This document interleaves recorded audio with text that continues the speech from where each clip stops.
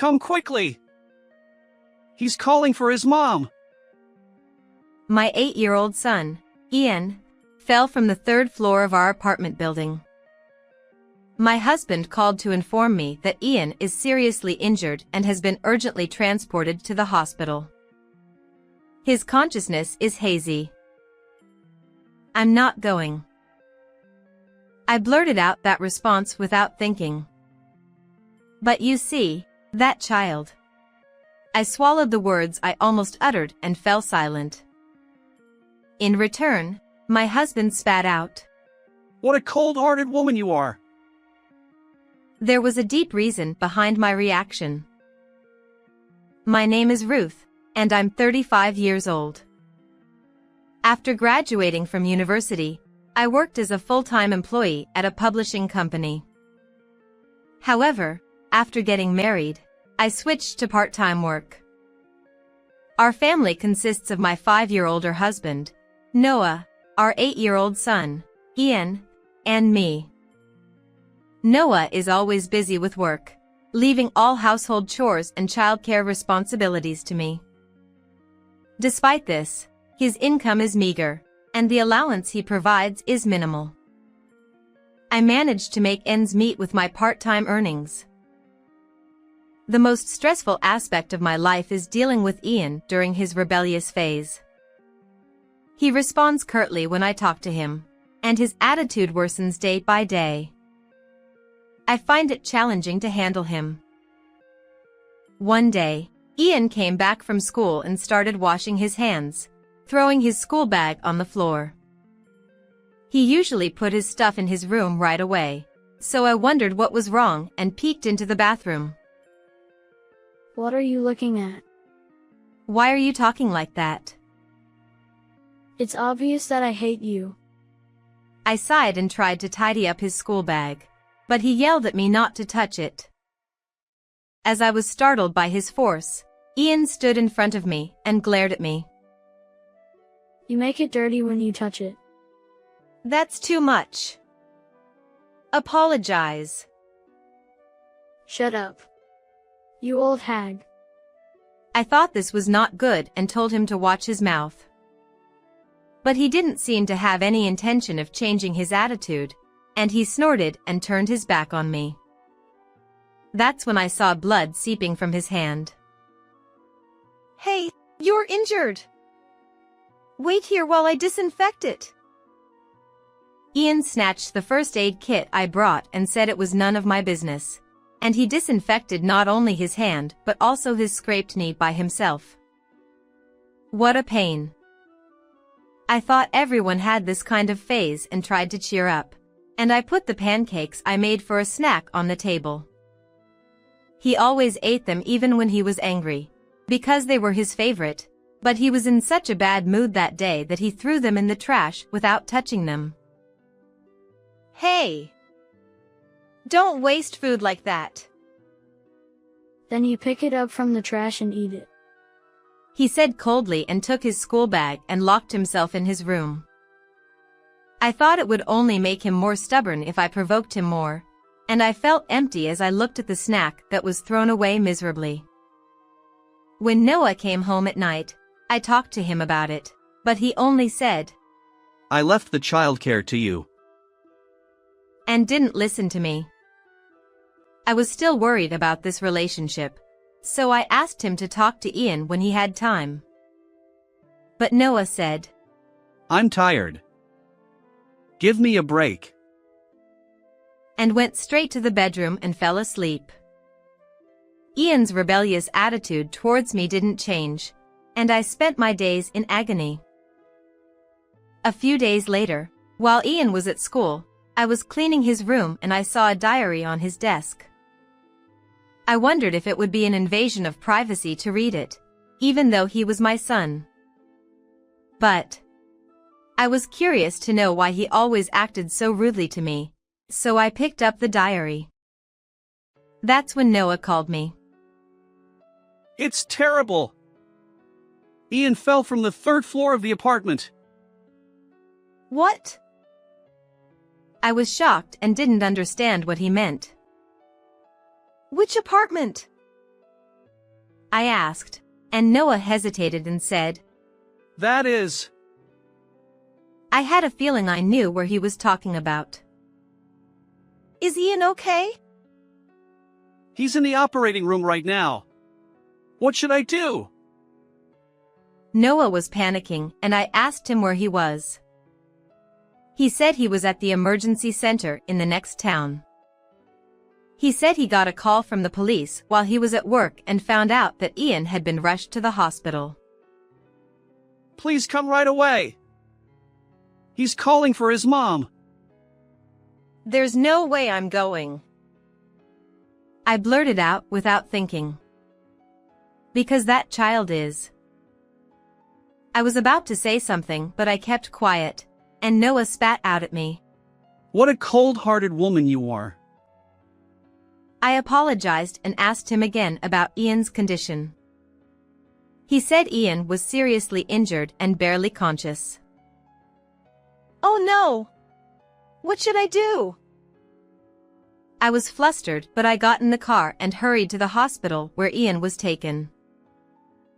When I arrived, Noah was sitting weakly in the waiting room, looking down. Ian had broken his arm and leg and was undergoing emergency surgery. The police told me that Ian had fallen on a flower bed, which cushioned his fall, and that he had barely survived. The doctor told me to prepare for the worst, and I couldn't stop crying. An hour later, as I was waiting in front of the operating room, Ian came out on a stretcher. I ran up to him and called out to him, but he only muttered weakly, Mom? Mom. He was moved to the intensive care unit and the doctor told me. He's in a state of confusion, so we can't say anything yet. We'll do our best. After the nurse explained the admission procedure to me, Noah urged me to go home and get the health insurance card and other things. When I got home, I remembered Ian's diary and looked inside. There I found out why he hated me and the reason behind it. So that's what it was. That's why he was so cold to me. But I couldn't judge everything by Ian's diary alone. Noah said he would contact me if anything happened, so I went to his room and looked for something. I found his old cell phone that he used to use. After charging it, I looked at the phone and exclaimed, What? Then I contacted someone right away and found out Noah's secret. I'll grill Noah to the end. With a burning spirit, I went back to the hospital where Ian was.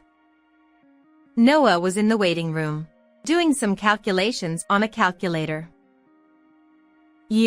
Sorry to keep you waiting. How's Ian? He's still not awake. Wait a minute. Why is Karen with you? I contacted her and picked her up. Yes, Karen was Ian's real mother. Ian was calling his mom, Karen. Ian was Noah's child by a former marriage, and we had remarried just a year ago. I briefly explained the situation to the nurse and she took care of it. She took me and Karen to Ian. Noah looked anxious and followed us. When we saw Ian, Karen ran up to him. She held his hand tightly and cried, Mommy's here. Wake up. I wish I could take your place. You didn't know I wasn't living in that apartment, right? The truth is, the apartment where Ian fell was the place where he used to live with Noah and Karen when they were married. I knew that right away from the way Noah hesitated when I asked him which apartment it was. According to the police who explained the situation at the hospital, Ian had tried to climb from the first floor to the third floor along the balcony. He had gone to visit Karen, but the front door was not open, so he resorted to such an action. I thought he wanted to see his real mother so badly, and tears ran down my cheeks again. But Noah grabbed Karen's shoulder and glared at her with a sharp look. How dare you come here after cheating on me? That was a misunderstanding. I told you. In the end, your flirty behavior was proven and I got custody of Ian. Just admit it. I had been listening quietly for a while, but I felt a surge of heat in my body and shook off Noah's hand that was holding Karen's shoulder. Then I grabbed Noah's hand and left Karen alone in the intensive care unit. You told me that the reason for the divorce was Karen's affair, didn't you? But you told Ian a different reason, right? As if to tell me to shut up, Noah raised his eyebrows and tried to silence me.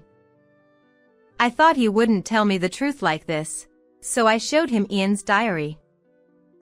It said that I had an affair with Noah and stole him from Karen. And it even said that he had heard it directly from Noah when he asked him the reason for the divorce. Ian must have been angrier at me, who he was told was the mistress, than at his own father. I finally understood why Ian hated me so much. It was your fault. We met after you divorced, right? I couldn't tell him that Karen was cheating on me. It would only hurt him. Oh, there were emails left on your old phone. You asked your friend to seduce Karen, didn't you? And I know that your friend turned you down in the end. At that time, Noah was having an affair with another woman and he even borrowed money to buy her expensive gifts. But he was dumped by the woman and only the debt remained. So Noah divorced his previous wife by making it look like she was cheating and received alimony. This fact was true because he asked his friend by email, so there is no mistake. I also told him that I found Karen's contact information from this phone. And if you can make an excuse, try it, I said, thrusting my cell phone in front of his nose. He clearly turned pale and his eyes darted around. And you made up Karen's affair, right? The photo you saved on your phone. This is a completely fake photo. What are you talking about? Are you trying to frame me? I was a photographer for a publishing company, so I can tell right away. You just pasted the face, so the position of the neck is slightly off. Look, here. As I pointed out that part with my finger, he started to sweat. An amateur wouldn't notice, but a professional photographer like me could tell at a glance. Noah was only told by me that I worked for a publishing company, so he probably never thought I was a photographer. So what? What do you want? Give Karen custody of Ian. He shook his head, refusing to listen, and said it was a joke. You just took Ian for child support, right? You still have debt, don't you? I found not only his phone but also a bill from a finance company in his room. The amount of repayment was still $30,000. You're crazy to spend so much on her. She said she wanted branded stuff and I couldn't say no. Oh, really? And how much did you get from Karen for Ian's child support for a month? It's $600. As I looked at his face, which whispered in a faint voice, I felt very sorry for him. It was wrong to separate Ian and his mother, who wanted each other, for the sake of alimony and child support. He apologized to me, trembling with anger. Please, do me one favor in my life. Pay off the debt with me. Rejected. How many favors do you have in your life anyway? He mumbled something, but couldn't say anything. Tell me one thing. Why did you marry me? I raised Ian for a year, but I realized I couldn't handle parenting. According to Noah, He was disappointed that I became a part-time worker after we got married, but he thought it was fine as long as I took care of Ian and he could pay off his debt a little bit. He was using 2/3 of his salary to repay his loan, so the living expenses he gave me were very low. And after Ian fell from the apartment, he was shaken because he thought he would lose the child support. I realized while I was calculating earlier, if Ian didn't make it, I would get the life insurance money, right? I was appalled by what was going on in his head at this point. I understand what you're thinking and what's going on. I see. Then, I'm divorcing you. And I'll make sure that Karen gets custody of Ian. If you keep this up, you might be charged with fraud for taking alimony and child support. Noah flinched at my words and looked around nervously, afraid of the police. He was at a loss for words. I told him that I had already introduced a lawyer friend to Karen, and he realized that there was no way out. He agreed to give up his parental rights. this is bad. What am I going to do about my debt? You made it, so you have to take responsibility for it. Bye. See you. I left Noah in a daze and went back to the intensive care unit where Ian and Karen were. I asked the nurse not to let Noah into the room because Ian didn't like him. Ian! Ian! Please, open your eyes. Ian slowly opened his eyes, as if he heard Karen's voice. The doctor came over and examined him, and said there was nothing to worry about. Mom, I missed you. Me too. They hugged each other tightly and rejoiced at their reunion. I talked to your dad. Ian, from now on, you can live with your real mom. Hell? I told Ian and Karen the truth that I heard from Noah. The child was 8 years old and seemed to understand well. Thank you. I was mistaken. That's okay. But your mistake was climbing up the balcony of the apartment. Don't do anything dangerous again. Yes, I promise. As I looked at Ian's smiling face, I felt that he finally found happiness. Karen stroked his cheek with joy and her face was wet with tears of gratitude. Thank you so much. I don't know how to thank you. I'm sorry for saying such awful things to you. And thank you. Ian's words touched me deeply and I burst into tears. I'll pass the baton of being a mother to Karen. Ian, you've been holding back so much, so spoil yourself with your mom. It was hard to part with Ian, who had been Ian for a year, but I thought it was best for them to be together. I gave Karen Ian's insurance card and left the room. I walked past Noah, who was still in the hallway, without looking at him and left the hospital. I officially divorced Noah and claimed $20,000 in compensation. Karen also claimed $35,000 from Noah for the adultery and child support she had paid him. To pay for that, he borrowed money from a high-interest place and ended up defaulting. So he got calls from his company and quit. Now he works and lives at a place introduced by a finance company, paying off his debt. He still has a lot of hardship ahead of him, but it's all his own fault. Later, I got a call from Karen and she said she got custody back and was living with Ian. I went back to being a full-time employee and enjoyed my work. Recently, my photos have been getting attention and I'm having a happy time. How did you like this story? Please subscribe to my channel. See you in the next video.